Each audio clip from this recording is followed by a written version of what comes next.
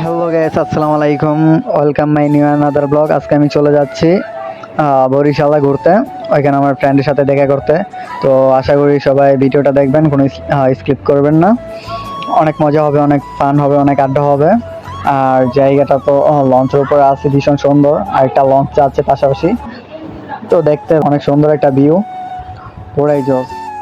আমি ইউটিউবে একবারই নতুন, হয়তো অনেক কিছু ভুল হইতে পারে, ভুল টুল হইলে ক্ষমার দৃষ্টিতে দেখবেন। আর সবার ভালোবাসা চাই, আর আপনাদের ভালোবাসা ছাড়া তো কখনো আগাতে পারবো না।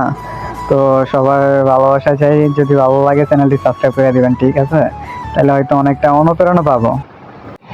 ভিউটা সত্যি অসাধারণ, চতুর্দিক দিয়ে পানি, কি বলবো, আল্লাহ তাআলার অপরূপ সৌন্দর্য, যেদিকে থাকে ওইদিকেই পানি। পানিগুলো এত সুন্দর, একদম ক্লিন, একদম কোনো ময়লা নাই, একদম পরিষ্কার একটা পানি। লঞ্চে আমার ফার্স্ট টাইম জার্নি। আর পানিগুলো তো জাস্ট সামনে পাখিগুলোও ছিল, প্রায় অসাধারণ একটা জোস একটা ফিলিংস ছিল। আর নদীপথে ভালোই লাগে, বাট ফ্যামিলি চায় না আমি নদীপথে কখনো যাই। তারপর পলায় যাচ্ছি বরিশালে ঘুরতে। জায়গাটা অনেক অনেক সুন্দর, যদি না যারা গেছেন তো তারা জানেনি, আর যারা যান নাই তারা গেলেই বুঝতে পারবেন। আর লঞ্চ কি বলবো, অন্যরকম একটা ফিলিংস।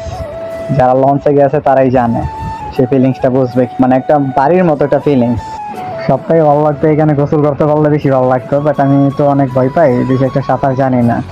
আর ছোটোবেলায় আমি এমনি তো 2বার পানিতে পড়ছি, যার কারণে পানিতে নামতে এখন ভয় লাগে। আর বড় বড় নদীতে তো আরো বেশি ভয় লাগে। লঞ্চে যেতে যেতে অনেকগুলো ড্রাইভারের সাথে পরিচয় হয়ে গেল আমার।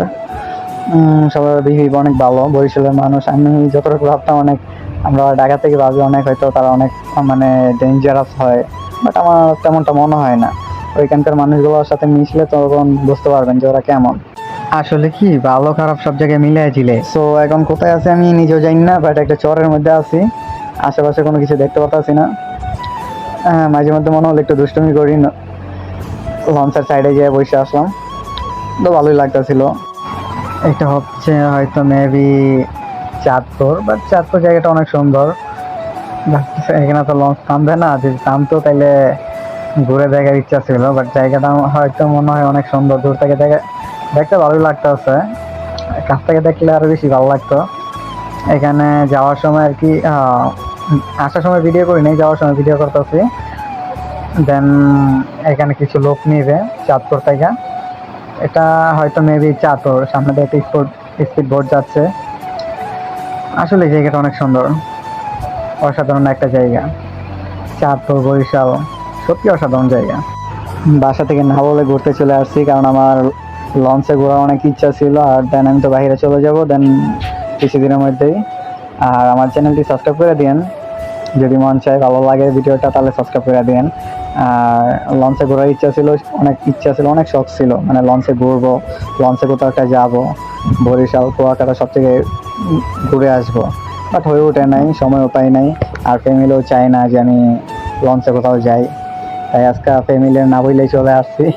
জানি না বাসা থেকে কি হবে, বাসা থেকে কি বলবে।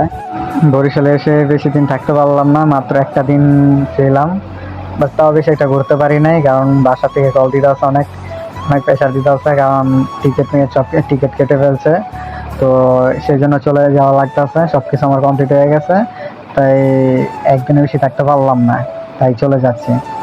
আর এটা হচ্ছে বরিশালের মানুষ যারা আছেন তারা চিনবেন, এটা হচ্ছে স্টিমার ঘাট। আর এটার আরেকটার নাম আছে কালীগঞ্জ, ওই নামে বেশি চিনে, দুটা নামই মানুষে চিনে।